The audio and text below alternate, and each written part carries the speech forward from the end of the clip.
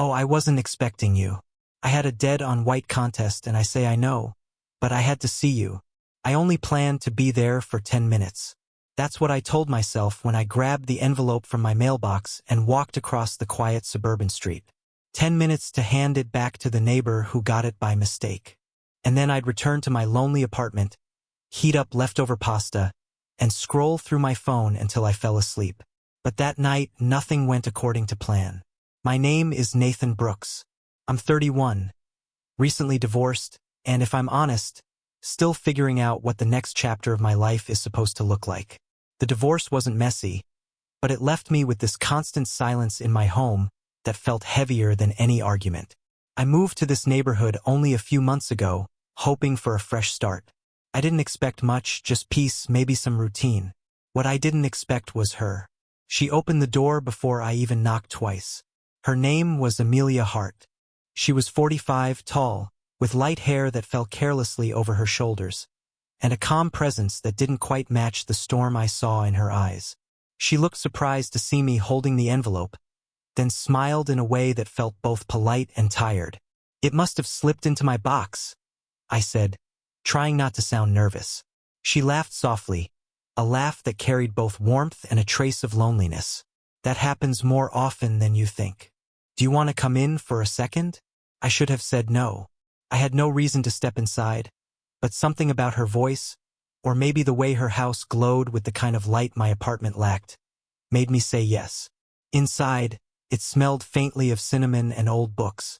There were framed pictures on the wall. A younger woman who was clearly her, smiling beside a man I guessed was her late husband. I didn't ask, though I could sense a story hanging in the air. We sat in her kitchen. She poured tea, then switched to wine when I admitted I wasn't much of a tea drinker. The minutes stretched. We talked about simple things at first, the neighborhood, her garden, my job. She asked if I cooked, and I admitted I lived mostly on takeout. She laughed again, and this time the loneliness seemed to ease. Hours passed without me noticing. Midnight came and went. I learned she worked in publishing before she stopped, that she loved old movies, that she sometimes played piano late at night when she couldn't sleep, and I found myself telling her things I hadn't said out loud in months, how the silence after my divorce felt unbearable, how I wasn't sure if I even believed in new beginnings. At one point, she grew quiet, staring at her glass of wine. Then she looked up and the smile faded into something more serious. "Can I ask you something?" she said. I nodded. Her voice was barely above a whisper. "Do you like me?" It was the kind of question that could change the air in a room. My heart thudded in my chest. I didn't know how to answer. I thought about the empty nights I'd spent alone, the heaviness I carried, and how sitting here with her, I felt lighter. I thought about the age difference, about the neighbors who might talk, about how reckless it would be. And yet, all I could see was her eyes, waiting for my truth. That was the moment I realized 10 minutes had turned into 10 hours. And I wasn't sure I wanted to leave at all. I told myself that night was an exception. A strange, beautiful exception. I wouldn't let happen again. But the truth is, once you cross a line, you can't go back and pretend nothing has changed. After that first night, I kept finding reasons to see Amelia Hart again. Sometimes it was as simple as waving when she was outside tending her garden. Sometimes it was her calling out, "Do you have a minute?" And every time I stayed longer than I planned. She had a way of making her house feel like a different world. Warm light, quiet music, the faint smell of coffee or cinnamon drifting through the air, and her voice, steady, thoughtful. It made me want to sit down and forget about the rest of my life. But it wasn't just comfort. There was tension, too. Whenever our hands brushed as she passed me a cup, whenever her laugh lingered a little too long, it was a kind of secret we were both guarding and fueling at the same time. One afternoon, I came by to return a casserole dish she had lent me. Her friend was there, a woman maybe around her age, sharpied with a quick smile that felt like it saw right through me. She introduced herself as Margaret Cole. "So, you're the new neighbor," she said, leaning against the counter like she owned the room. "Amelia Hart's mentioned you." Amelia Hart blushed faintly, which only made Margaret Cole grin wider. "I hope she mentioned good things," I said, trying to keep it light. "Oh, plenty," Margaret Cole said, almost teasing. Then she glanced at Amelia Hart. But you didn't tell him the whole story, did you? Amelia Hart shot her a look. Part warning, part plea. I caught it, and the curiosity inside me sharpened. But Margaret Cole changed the subject, and for the rest of the visit, I couldn't stop wondering what she had meant. That evening after Margaret Cole left, I asked, "What story?" Amelia Hart hesitated, her hand tightening around the dish towel. Finally, she sighed. "You'll hear it sooner or later. My husband passed away. A year ago, the words landed heavy. I'd suspected something from the photos in her house, the sadness in her eyes, but hearing her say it out loud felt different. She went on, her voice quiet but steady. It was sudden. People here, they think I should grieve longer, that maybe I shouldn't even be seen with someone new." Her eyes flickered up to mine, waiting to see how I would react. And in that moment, all I wanted was to take her hand. Instead, I said carefully, "People always talk, but they don't live your life." Something shifted in her expression. Relief, maybe even gratitude. She nodded, though the shadow didn't fully leave her face. That night, I didn't leave after 10 minutes or after 2 hours. We sat together in her living room, the lights low, a movie playing quietly on the screen, though secrets and late-night confessions neither of us watched. She rested her hand near mine on the couch, not quite touching, but close enough to feel the electricity between us. At one point, I caught her looking at me, her eyes softer than I'd ever seen them. She didn't speak, and neither did I. The silence was thick, almost fragile, like breaking it would ruin something delicate. It was the kind of moment that could have tipped into something more, a kiss, an embrace.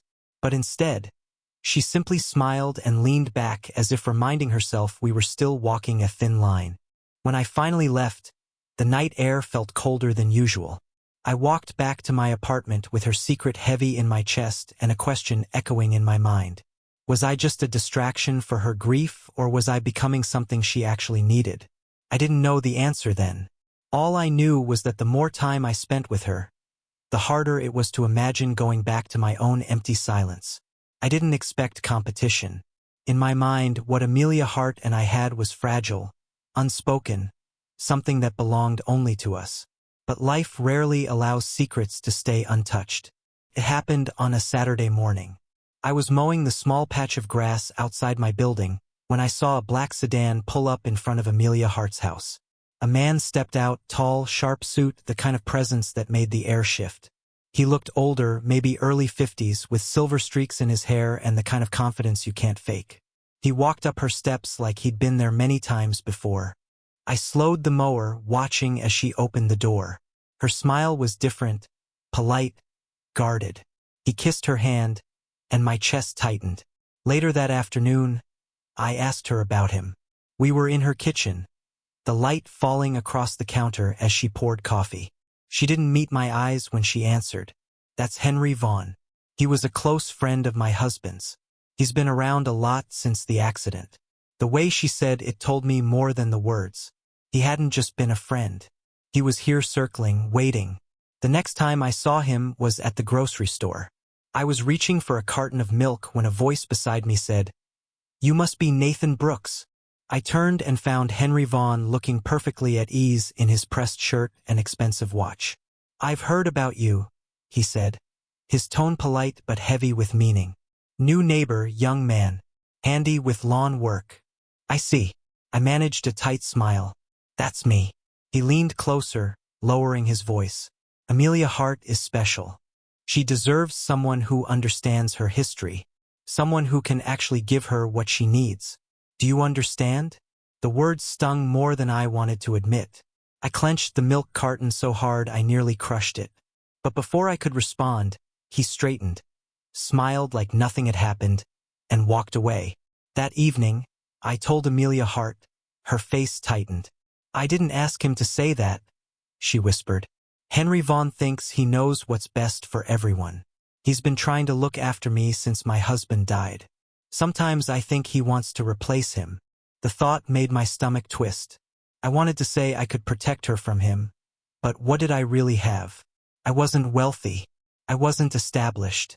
I was just a guy trying to rebuild his own life. A few days later, Henry Vaughn came by her house while I was there. We were sitting on the porch drinking iced tea. When his car pulled up, he stepped out carrying flowers. He looked at me, then at her, his smile cool. "Amelia Hart," he said smoothly. "I thought you might like these." I stood up, but Amelia Hart reached for my hand under the table. A small, almost invisible gesture that spoke volumes. Her voice was calm when she answered, "Thank you, Henry Vaughn, but you didn't need to." The air was heavy, charged. For the first time, I realized this wasn't just about two people getting to know each other. There was a storm building around us, one that wouldn't let us hide in quiet evenings forever. That night, when I walked home, my chest was burning with jealousy and doubt. I couldn't stop asking myself the question I'd feared since the beginning. Was I just feeling the silence in her life until someone more suitable stepped in? Or was she truly choosing me? I didn't know. All I knew was that I couldn't walk away. Not now. Not after the way her hand had tightened around mine in defiance of him. And for the first time, I understood that love wasn't just about stolen hours and warm light. It was about the battles you had to fight to keep it. The rivalry with Henry Vaughn lingered in my mind like a shadow. Even when he wasn't around, I felt his presence in the way Amelia Hart sometimes grew distant. In the hesitation in her eyes when she reached for me. It wasn't just him, though. It was the weight of her past, the whispers of neighbors, and the difference in our ears that I couldn't ignore. One evening, I found myself sitting on the front steps of my apartment, lost in thought, when George Ellis, the old man from 2 houses down, shuffled over with his cane. He was in his 60s, sharp despite the gray in his beard, and he'd taken to talking to me now and then. That night, he looked at me for a long moment before saying, "You've got the look of a man at war with himself." I laughed softly, though it wasn't funny. Something like that. "Let me guess," he said. "It's about Amelia Hart." I blinked. "How do you?" He chuckled. "Son, you think people don't notice? You walk lighter when you're heading to her house and heavier when you come back. She's a good woman, but she's carrying a lot. You'd better know what you're stepping into." I sighed, staring at the dark street. "That's the thing. I don't know if I'm enough for her." Henry Vaughn. Henry Vaughn's got money, status, a history with her husband.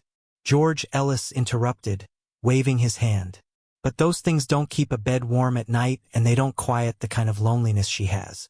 If she chooses you, it's because she feels alive again. The question is, are you brave enough to let her?" His words stayed with me long after he left. Brave enough? Was I? A week later, Amelia Hart invited me over. She seemed tense, restless. The house was quiet. No music, no soft laughter.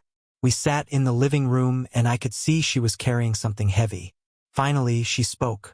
"Nathan Brooks, I need to tell you the truth. I've been afraid. Afraid of what people will say. Afraid of betraying the memory of my husband.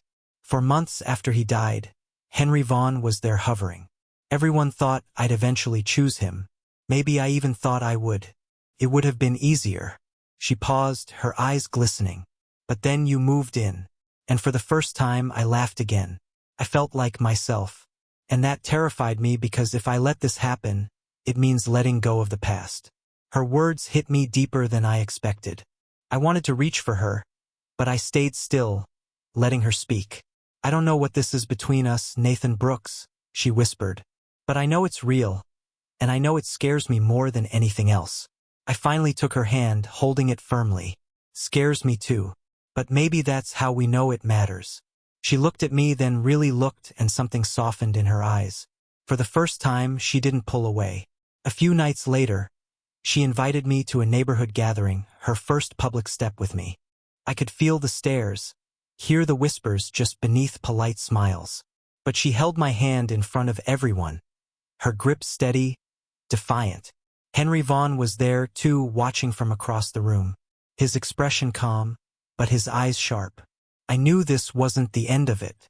But as Amelia Hart leaned slightly closer and whispered, "Don't let go," I realized that maybe, just maybe, we had already chosen each other, and whatever storm was coming, we'd have to face it together.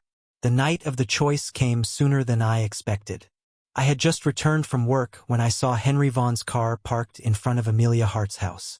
It wasn't unusual, but this time he wasn't dropping off flowers or hovering on her porch. He was inside. Through the curtains, I could see their shadows, moving slowly, as if in heavy conversation. My stomach twisted. I told myself to leave it alone, that whatever happened between them wasn't my business, unless Amelia Hart made it clear. But my legs moved before my thoughts caught up. I crossed the street and knocked on the door. Amelia Hart opened it. Her expression startled. Henry Vaughn stood just behind her, immaculate as always, holding a glass of whiskey like he owned the room. "Nathan Brooks," Henry Vaughn said smoothly, his smile tight. "We were just discussing futures." Amelia Hart's hand gripped the doorknob. I could see the storm in her eyes. She glanced at him, then at me. "Henry Vaughn asked me to marry him." The words hit me like a punch. For a moment, I couldn't breathe. Henry Vaughn smirked, watching my reaction. "He can give you everything," I said quietly, my voice rough. "Security, reputation, a life without whispers." Amelia Hart's lips trembled, and for a heartbeat I thought she might agree. My chest ached. Maybe George Ellis was wrong. Maybe I wasn't brave enough. But then Amelia Hart set the glass down firmly and stepped closer to me. "That's the life I could have had," she said, her voice breaking but steady, safe, predictable. "But with you, Nathan Brooks, I feel alive. And I'd rather have 10 uncertain hours with you than 10 quiet years without." Henry Vaughn's face hardened, the charm slipping. He looked at her, then at me, then simply left, the door closing with a finality that shook the walls. The silence after was heavier than any argument. Amelia Hart leaned against the door, exhaling as if she'd been holding her breath for years. I moved closer, unsure if I should touch her. Then she reached for me first, her hands sliding into mine with a certainty that made everything else fade. We sat together for hours, not speaking much, just listening to the quiet rhythm of the house. It felt like returning to that first night when I thought I'd only stay for 10 minutes. As dawn crept through the curtains, Amelia Hart whispered, "I don't know what people will say tomorrow. I don't know what storms are still coming. But I know this. Tonight I chose you." I tightened my hold on her hand, my chest finally easing. "And I'll keep choosing you," I said. 10 minutes had turned into 10 hours that night. And those 10 hours became the beginning of something neither of us had planned, but both of us were ready to fight for. When I finally left her house, the sun was rising, the street glowing with a new day. Henry Vaughn's car was gone, but I knew he wouldn't disappear entirely. There would be whispers, challenges, maybe even more battles ahead. But for the first time since my divorce, I didn't feel like I was walking into silence. I felt like I was walking into life, into love.